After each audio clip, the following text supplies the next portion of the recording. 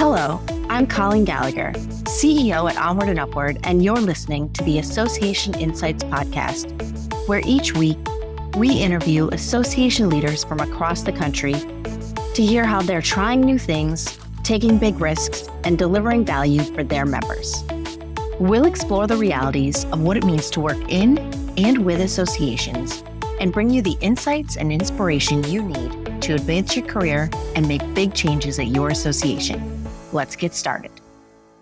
Welcome back to the Association Insights podcast. I'm your host, Meghan Henning. Today I'm joined by Amy Leitman, president of NTM Info Research, a national nonprofit dedicated to improving awareness, diagnosis, and the treatment of non-tuberculosis mycobacterial lung disease, a rare but serious condition that affects tens of thousands of people worldwide. Amy stepped into this role after more than a decade of advocacy, education, and research leadership at NTMir, an organization originally co-founded by her parents. Her mother lived with a complex NTM infection for nearly 20 years, and that's why Amy brings both personal and professional insight to this work. Under her leadership, NTMir recently launched a groundbreaking global media campaign around World NTM Day, earning a Com Impact Award for Excellence in Media Relations. The campaign reached over 25 countries with 200 million impressions, featured a bilingual satellite media tour, and amplified both the disease and the human stories behind this little-known disease. We'll talk to her about how she and her team pulled this off and what other associations and nonprofits can learn from their approach. So welcome, Amy. Thank you. Thanks. It's nice to be here. It's great to have you. So let's start by introducing NTM Info Research. Just for our listeners who might not be familiar, can you give us a little bit more about the mission, who you serve, and why awareness around this lung disease is so critical? So non-tuberculous mycobacteria is something that's, these are pathogens that are environmental. They're found in our soil, in our water. Most people don't know that they're around. We're surrounded by them every day, and most people are not affected by them. But if you have an underlying lung vulnerability, sometimes there's an immune issue, you could be susceptible to an infection. And so that's kind of where it comes into play, and that's where we step in. This is not something that a lot of people have heard of. Most people, when they're diagnosed, they haven't heard of it. They can't spell it. They can't pronounce it. It sounds like a death sentence to them, and it's not. And they get very scared. And that is where we step in. Hopefully they find us and they can talk to us, and we can sort of walk them back from the ledge, calm them down. The information that we put out is well vetted by the experts in this field. So they get, good, clear, calm information about this is what it is. This is how it affects your life. These are the next steps. These are the things you'll do. And this is how you can live well with it. So that's really our mission, is to support patients through their journey. And that started with my stepmom. She had to have a lung resection, had part of her lung taken out as part of her treatment protocol. And when she was doing that, she met a lot of other patients who were kind of in the dark like her. Like, there wasn't a lot of good information out there. And she said to my dad, this is really not acceptable. So he was leaving for work one morning, and he put a pad of paper and a pen down in front of her. And he said, write down the questions you want answered as a patient. And she did. And that actually forms the foundation of the table of contents and our website navigation, and the table of contents in our pamphlet that you find today. So those are the questions that patients have first, right off the bat. And then, of course, it's expanded from there. So it actually started as a website, and then it became a pamphlet. First they just did it on a Xerox machine, and then eventually they had it professionally designed and they started printing it. And then it kind of grew into a nonprofit because, support for research was needed. My father calls it an accidental not-for-profit. Just kind of fell into that, And that's what we do now. We support research that is going to answer some of the fundamental questions about what do we need to look at next? What's going to help patients the most? So we answer those fundamental questions. And once those questions are answered, it allows researchers and clinicians to focus on these are the things that we need to put the bigger research dollars towards, and then they can go out and get the bigger R01 grants and so forth from NIH and really start digging more into those questions. So that's kind of how we operate. When the organization started a little over 20 years ago, there were 3 independent support groups around the country. They eventually came under our umbrella, and we've grown the support group network. We now have 49, I think, as of last week. We have 49 support groups. 5 or 6 of them are international. We have a support group for under 50, because this disease was typically thought to affect postmenopausal white women. And we have been finding demographics all over the place. That's just not, that's the profile that was understood. We understood that that was not the profile. We just knew that we were missing those people. We have a men's group now. And we also have a group for what's called extrapulmonary, because people can get this infection in other parts of their body. They can get it in organs. They can get it in soft tissue and in skin. And you see these skin infections, for example, with medical tourism. They go somewhere for a cosmetic procedure, and something's used that's contaminated. The water is not properly sterilized. And like I said, this is found in water. These are very tough little bugs. They survive potable water treatments. And then if the equipment's not properly sterilized, it can inoculate into the surgery site or the procedure site, and these people end up with very horribly disfiguring infections. So these patients, they need a place to call home as well. And somebody very wise once pointed out, our name is NTM Info Research, not pulmonary NTM Info Research. And we kind of thought, if my stepmom were alive today, she'd be looking at what's going on with these, and she'd be saying, well, those are people we need to help as well. So we started the group for them as well. And it just keeps growing. I mean, we are adding probably on average 7 to 10 people a week to our support group network. So it's a lot. The need is definitely there. That's amazing. And you have such an amazing origin story, right? I mean, you end up with people working at an association, and sometimes you're kind of struggling to talk to your members, but this comes from such a profound and personal place that I think that this is amazing. And I loved what you just said. Like, if your stepmother was alive, she'd want you to help these people.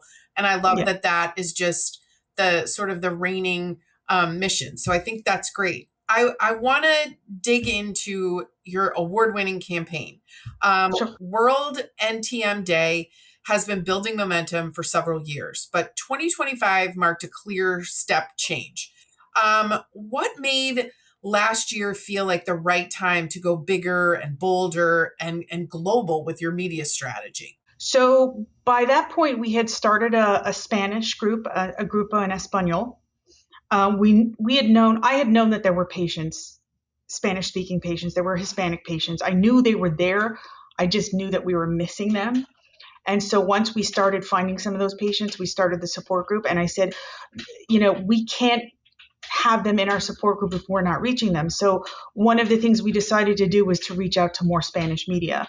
Half our staff is bilingual English and Spanish. So we have that advantage of being able to reach out to that media and reach out and have those patient support group, meetings being had. So that was really one of the things that we started with. We were like, who else do we need to reach this year? Where else do we need to go? It's taken us a few years to identify the right strategist to help us, to identify the right media strategist. And we found that person. She understands our mission. She understands our work. She's very good at what she does. And she's willing to work with us, within the budget that we have to help us accomplish our goals. And when we say, these are the target areas we want to hit, these are the target demographics we want to hit, she starts putting together a plan that focuses on that. And then if there's anything we need to consider refocusing on, she will advise us on that. And that's what we need. We need good advisors, so that was a key part of it. But I think, going into the Spanish language media and having stories in the Spanish language media definitely made an impact. Because as I said, if the patients don't know you're here, they can't find you. And I think, being able to reach out to them directly was just critically important. That was one key part of it. There were other parts as well. We have a really good marketing agency that we use. And, these are not things that are breaking the bank either. We found a great marketing agency. They're willing to work with, again, a smaller budget. And that's something that they do. They keep their prices competitive because they understand there are lots of options out there, but they're really good at what they do. And they've been an early adopter of artificial intelligence, AI, to help as a tool to help sort of identify what are the keywords that are being used, what are the keywords we should focus on, and to do like retargeting campaigns online. Those are not things that are expensive. So smaller nonprofits with smaller budgets can do those things as well. And we did that. And it, again, has been a huge part of our success. You want people to be able to find you. So you want to be able to engage in those kinds of activities to make sure that, like, listen, we call our website the hub of all things NTM. So if we're going to do that, when people start searching for NTM, when they start searching for non-tuberculous mycobacteria, we should be coming up. We're the hub. They should be able to find us, and now they can. I think that's great. And two things stand out to me as a communications person. I love that you knew to look for the right audiences. A lot of times, you just assume, well, we'll just find these English speaking audiences. But definitely in this situation, finding a Spanish speaking audience was very important to both your mission and to your target. So I love hearing that. And I always love hearing that there are people that are out there that are willing to work within a small budget, because I know that, having spent most of my life in associations, budgets are small and ideas are big, and the workforce can be small as well. So I think that that's great advice for our listeners too. So I really like that. Moving though back to the Spanish speaking, one of I feel like the defining elements of your campaign was its fully bilingual approach. And how do you think about cultural relevance and accessibility in your media planning? And what impact did that have on your reach? So our websites use a platform to do translation and accessibility in the first place. All of our websites have that, and that was important to us, and so we implemented that.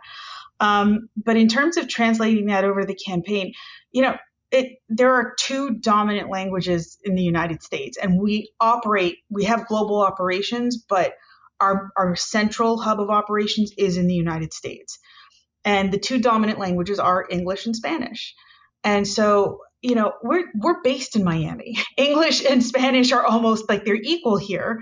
And so I'm thinking to myself, and Florida is one of the big hotspots for NTM as well. So I'm thinking to myself, there's no way we don't have Spanish patients. We just weren't finding them. And, all of my staff and I, we talked about it. We were all in agreement on this, and it was a question of finding them. So yeah, having a fully bilingual campaign was very important, because if you only have 2 or 3 assets translated, then that's almost like lip service. And translating things is so much easier than it used to be. There are tools out there to help translate. And then if you have access to somebody who, is a more native speaker and can look at like the medical terminology, then that you just have them look at it and make any corrections. And because we've had translations done before, we have access to that. And so we know how to translate.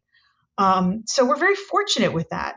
But there are all kinds of tools out there now to help make this easier and help make it less financially burdensome. And, there's a lot of debate about AI and the use of it. And it's, you can't replace humans with it. No, you can't. It shouldn't be used as a replacement. It's a tool. And when you use it correctly and effectively, it's a very valuable tool that can help you do a lot of great things. So that's really one of the things that we were trying to focus on. But yeah, having a bilingual campaign, if you know those patients are out there and you just need to reach them, then it's not going to hurt to have that. But having a fully bilingual campaign, I think, was probably critical at that juncture. If we were going to go after Spanish language media, if they, came to us and saw our campaign and saw, they have like 3 little things translated, that kind of hurts our credibility, and we weren't willing to do that. We've spent a lot of years building our credibility, and we want to maintain that, especially as we're going into this Hispanic market, which is a newer market for us. We want them to see and understand that we have this credibility, and we built it because we work with experts, because we take it seriously. Every patient is taken seriously, Yeah. I mean, that is great. You also chose to do a satellite media tour, which is a major lift. What went into preparing for the SMT, from, finding the spokesperson to figuring out the message, and why was this format so effective for you? So the great thing about satellite media tours is that you can do it like from your own desk. It's just really it's a very convenient way to get a massive reach. But in terms of, finding the right spokespeople, for us, it was me and one of my colleagues. We deal with the patients a lot. She deals with a lot of the Hispanic patients. I have, these decades of experience with this disease from my own personal experience, and having that personal background, I think, is something that makes it more impactful when you're talking to the media. And also, again, with the credibility, it lends itself to some credibility as well. You're talking about this from real experience. But again, you find a good media strategist who can find those outlets and look at, okay, what is the scope of the impact of this outlet? Identify the markets. That there are certain markets that are, in hotspot areas, for example, for this disease, and you want to go after them. Okay, what are the outlets in that area that you want to go after? And then there are some syndicated markets that, if you hit one of them and it's going to syndicate, you're going to get a huge reach. So having somebody who really understands how to build those kinds of campaigns is so important. We're incredibly lucky. We found someone who's fantastic at it. And that's really, I think, building the right team around you, I think, is how I would put it. Find the right people and put them in the right seat of the bus. For us, that was key. I think that is great. I started off like a million years ago in my communications role, doing satellite media tours. And I think they're so effective. They also, when you're doing it, it's like an adrenaline rush, right? Because it's one after the next. And I think you're right, where the reach is just it can be so far, and it's, sort of a good bang for your buck. So I was excited to see, because you don't really hear people doing satellite media tours very much this, often. So I was happy about that. This campaign combined scientific credibility with human storytelling. So how did you strike the right balance between medical accuracy and emotional resonance for such a broad public audience? So, the emotional resonance comes from, our side, in terms of, we deal with these patients day in and day out. We hear their struggles. We hear their stories. I have that personal connection to it. So that kind of almost folds itself in because we're really the spokespeople for this patient population. They've chosen us to be their voice. And that is a responsibility that we take very seriously. In terms of the scientific credibility, that really is kind of built out from how we handle all of our content. For example, any medical content or scientific content that we put out goes through review first. We have a review committee. People have different areas of expertise, but nothing gets published without review, ever. And there are no overrides on the scientific review. So when we are, for example, revising our pamphlet, my dad is on our board still, obviously, as the founder. He may say, oh, I want to make this change in the pamphlet. But, if one of the reviewers says, no, we can't say that, or we're not going to say that, then that's it. That's the decision. Nobody gets to trump those final decisions. Again, lending it that credibility because it's a credible source. We invested in some media training for some of these experts. We had a microbiologist who got some media training. We had a couple of doctors. We had a pulmonologist and an infectious disease specialist who got media training. And they actually had that, a couple of years back. So they've already had it. So we had them on call in case they wanted one of those experts on the satellite media tour. If there, was any information that was sort of coming up in discussions and we, weren't sure about it, we had these experts that we could go back to and, talk to them and say, this is what we're getting in questions and this is the answer that we need.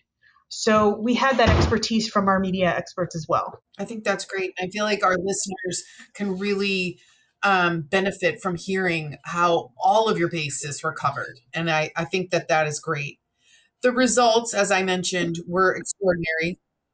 nearly 200 million impressions across 25 countries. Beyond the numbers, what told you that the campaign was truly breaking through and advancing awareness in a meaningful way? I feel like we saw an uptick in people finding us online. We were monitoring our website traffic, so we could see the website traffic picking up. We could see sort of people sort of coming into our fold. People started finding our support groups more. People started asking for pamphlets more. So all of those metrics, as they increase, those make a difference. So we keep monitoring those metrics all the time. Okay.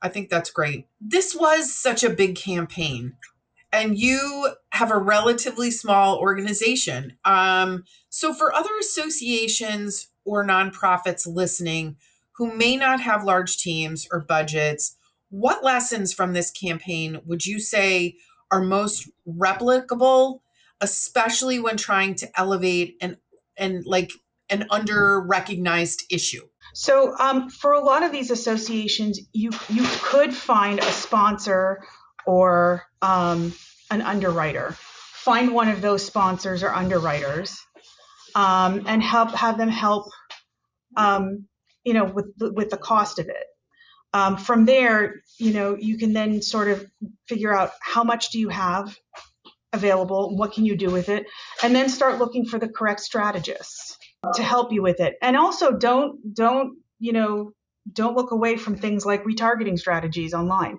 Those are not too expensive, and they are very effective ways to get your website noticed.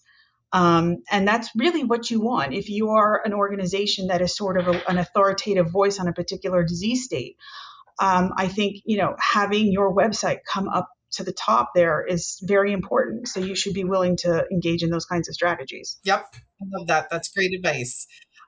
Looking ahead, how are you planning to build on this momentum like this year? And what are some of your top priorities as you continue to expand awareness, education, and your research impact? So we actually have just embarked on funding a new research project that is, like our programming is driven by our patients. This research is also driven by patients. There are questions they want answered. So that I think will probably come up quite a bit in conversation, because by the time we embark on our next campaign, we will actually have some of those answers already. So we will have a lot to talk about this year. That's amazing. That is amazing. So we wrap up every podcast with a few quick questions so our listeners can get to know you a little bit better. And feel free to say whatever comes to mind first.